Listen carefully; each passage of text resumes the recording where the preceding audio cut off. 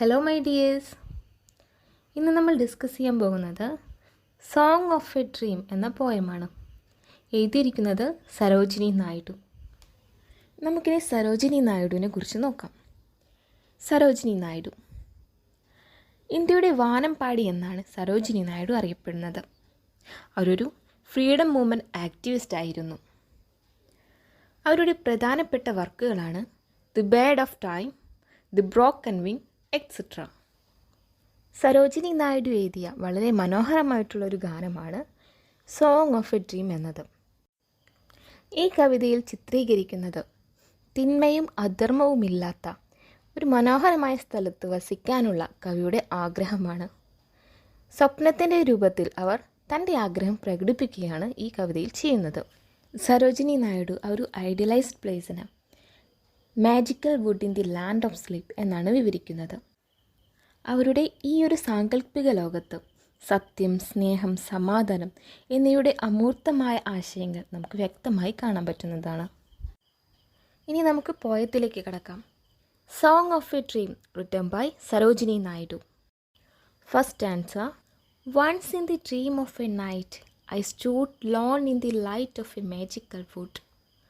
Soul deep in visions that poppy-like sprang, and spirits of truth were the birds that sang, and spirits of love were the stars that glowed, and spirits of peace were the streams that flowed in that magical wood in the land of sleep. ഈ ഒരു first ആൻസറിൽ പറയുന്നത് ഒരിക്കൽ സരോജിനി നായിഡു തൻ്റെ ഉറക്കത്തിൽ ഒരു dream വേൾഡിലേക്ക് പോവുകയാണ്. അവർ ആ ഒരു പ്ലേസിനെ magical wood in the land of sleep എന്നാണ് പറയുന്നത്. സരോജിനി നായിഡു പറയുന്നത് അവർ ഉറക്കത്തിൽ തൻ്റെ സ്വപ്നലോകത്തിലെ മാന്ത്രിക വനത്തിൻ്റെ വെളിച്ചത്തിൽ ഒറ്റയ്ക്ക് നിന്നു എന്നാണ് പറയുന്നത്. തൻ്റെ ആത്മാവിലാകെ കാഴ്ചകളായിരുന്നു എന്നാണ് കവിയോട് പറയുന്നത്.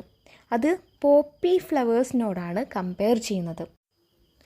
പോപ്പി ഫ്ലവർ എന്ന് പറയുന്നത് ഉറക്കത്തിൻ്റെയും സമാധാനത്തിൻ്റെയും ഡെത്തിൻ്റെയും ഒക്കെ സിമ്പിളായിട്ട് ഉപയോഗിക്കുന്നതാണ്.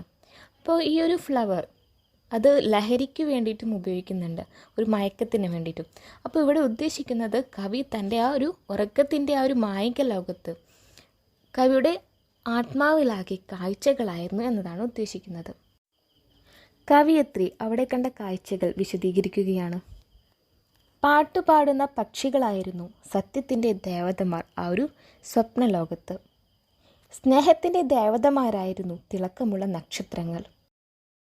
ഒഴുകിയ അരുവികളായിരുന്നു സമാധാനത്തിൻ്റെ ദേവതമാർ. ഇതെല്ലാമാണ് കവിയത്രി തൻ്റെ ഉറക്കത്തിലെ മാന്ത്രിക വനത്തിൽ കണ്ടത്. ഇനി നമുക്ക് സെക്കൻഡ് സ്റ്റാൻസിലേക്ക് പോകാം. Second stanza. Lone in the light of that magical grove, I felt the stars of the spirits of love gather and gleam round my delicate youth. And I heard the song of the spirits of truth. To quench my longing, I bend me low by the streams of the spirits of peace that flow in that magical wood in the land of sleep. ഈ ഒരു സ്റ്റാൻസയിൽ പറയുന്നത് ആ ഒരു മാന്ത്രിക തോപ്പിലെ പ്രകാശത്തിൽ കവിയത്രി ഇങ്ങനെ ഒറ്റയ്ക്ക് നിൽക്കുമ്പോൾ സ്നേഹത്തിൻ്റെ ദേവതമാരായ നക്ഷത്രങ്ങളെ അവർ അനുഭവിച്ചു എന്നാണ് പറയുന്നത്. എന്ന് വെച്ചാൽ അവർ കണ്ടു എന്നാണ് ഉദ്ദേശിക്കുന്നത്. തൻ്റെ ചുറ്റും അവർ വലയം ചെയ്തു, മിന്നിത്തിളങ്ങി എന്നാണ് പറയുന്നത്. പിന്നെ സത്യത്തിൻ്റെ ദേവതമാരുടെ ഗാനം കേട്ടു എന്നാണ് പറയുന്നത്. എന്ന് വെച്ചാൽ സത്യത്തിൻ്റെ ദേവതമാരായ പക്ഷികളുടെ ഗാനം കേട്ടു എന്നാണ് ഉദ്ദേശിക്കുന്നത്. സമാധാനത്തിൻ്റെ ദേവതമാരായ ഒഴുകുന്ന നദിയിലെ വെള്ളം കുനിഞ്ഞു നിന്ന് കുടിച്ചു എന്നാണ് പറയുന്നത്. സരോജിനി നായിഡു തൻ്റെ ഉറക്കത്തിലെ ആ ഒരു മാന്ത്രിക വനത്തിൽ ഇവയെല്ലാമാണ് കണ്ടതും അനുഭവിച്ചതും. ഇതാണ് സോങ് ഓഫ് എ ഡ്രീം എന്ന കവിത. ഈ ഒരു കവിതയിൽ സരോജിനി നായിഡു തൻ്റെ ഡ്രീം വേൾഡിനെ കുറിച്ചാണ് പറയുന്നത്. സ്നേഹം, സമാധാനം, സത്യം എന്നിവയ്ക്കൊക്കെ വേണ്ടി ഒരുപാട് ആഗ്രഹിച്ചിരുന്നു സരോജിനി നായിഡു. അപ്പോൾ അതെല്ലാമുള്ള ഒരു ഐഡിയലിസ്റ്റിക് പ്ലേസ് സരോജിനി നായിഡു ഇവിടെ ചിത്രീകരിക്കുകയാണ് ചെയ്യുന്നത്. ഈ ഒരു കവിതയിലൂടെ കവിത്രി ചൂണ്ടിക്കാട്ടുന്നത് എല്ലാവരുടെയും സ്നേഹത്തോടെയും സഹോദര്യത്തോടെയും സമാധാനത്തോടെയുമുള്ള നിലനിൽപ്പിനെക്കുറിച്ചാണ്.